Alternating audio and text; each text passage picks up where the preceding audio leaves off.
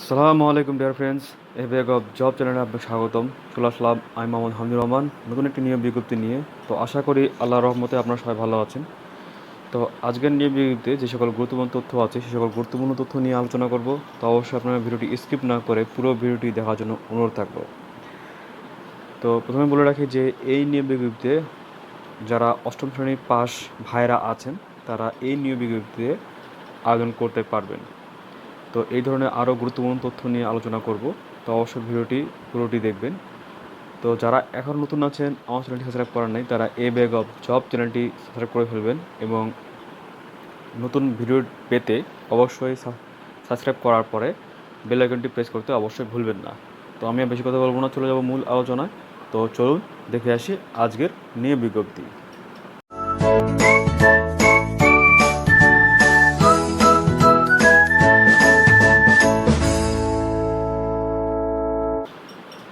তো চাকরি প্রত্যাশিত ভাই ও বোনেরা, আপনারা দেখতে পাচ্ছেন গণপ্রজাতন্ত্রী বাংলাদেশ সরকারের সড়ক পরিবহন ও মহাসড়ক বিভাগের একটি নিয়োগ বিজ্ঞপ্তি।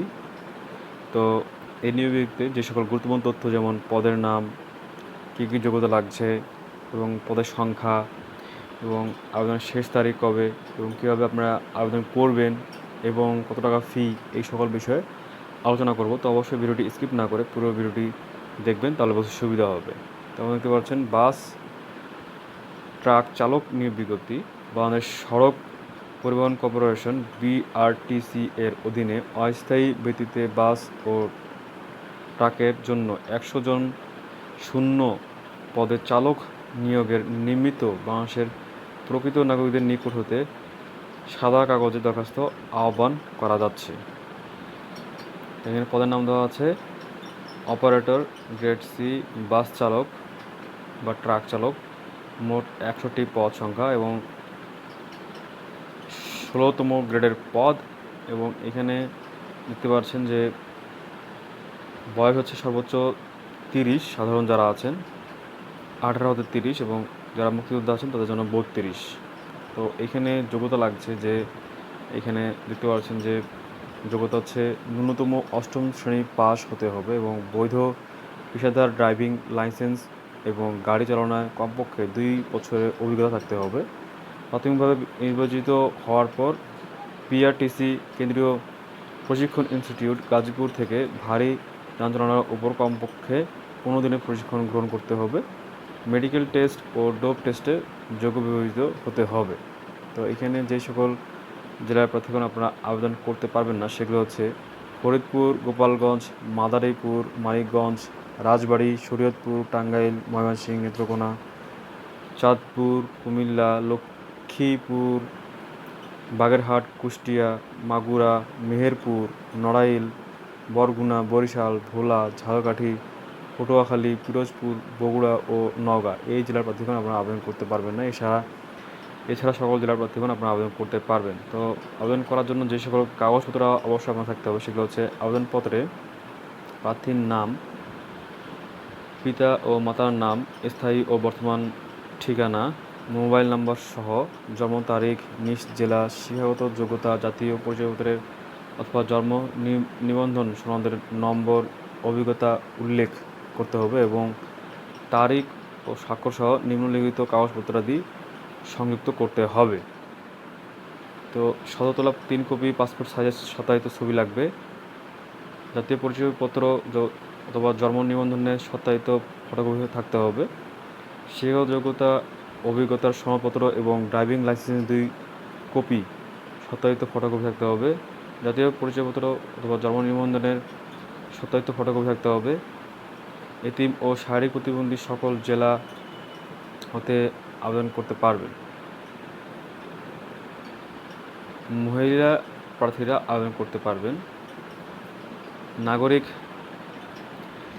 সনদপত্রের সত্যায়িত ফটোকপি, সংশ্লিষ্ট ইউনিয়ন পরিষদ chairman, city corporation, ward councillor, পৌরসভা মেয়র কর্তৃক প্রদত্ত নাগরিক সনদপত্র অবশ্যই থাকতে হবে। তো আপনারা যেই অ্যাড্রেসে টাকা আবেদন ফি পাঠাবেন সেটি হচ্ছে চেয়ারম্যান, বিআরটিসি ভবন, 21 রাজীব এভিনিউ, ঢাকা 1000 এর বরাবরে অবশ্যই আপনাদেরকে বাণিজ্যিক যে কোনো বাণিজ্যিক ব্যাংক হতে 200 টাকার ব্যাংক ড্রাফট পে অর্ডার অফেয়ারযোগ্য সংযুক্ত করতে হবে। আপনারা যে 200 টাকার যে ব্যাংক ড্রাফট বা পে অর্ডার এটা পাঠানোর পর যে একটা আপনারা এটার যে একটা ডকুমেন্ট পাবেন সেটি অবশ্যই আপনাদেরকে আবেদনপত্রের সাথে অবশ্যই সংযুক্ত করতে হবে। এরপরে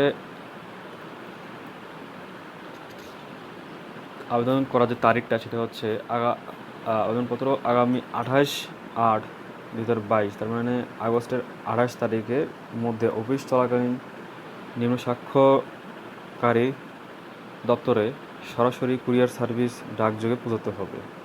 শূন্যপদ পূরণ সংক্রান্ত বিষয়ে সরকারের নির্ধারিত কোটা ও বিধান অনুসরণ করা হবে। খামের উপর পদের নাম ও প্রার্থীর নিজ জেলার নাম উল্লেখ করতে হবে। তো অবশ্যই আপনারা এটা কিন্তু ভালোভাবে আপনারা উল্লেখ করবেন। খামের উপর পদের নাম এবং নিজ জেলার নামটা ভালোভাবে আপনারা কিন্তু অবশ্যই লিখবেন। তো মূলত এই ছিল নিয়োগ বিজ্ঞপ্তি। তো আবার নতুন কোনো নিয়োগ বিজ্ঞপ্তি নিয়ে হাজির হবো আপনার মাঝে।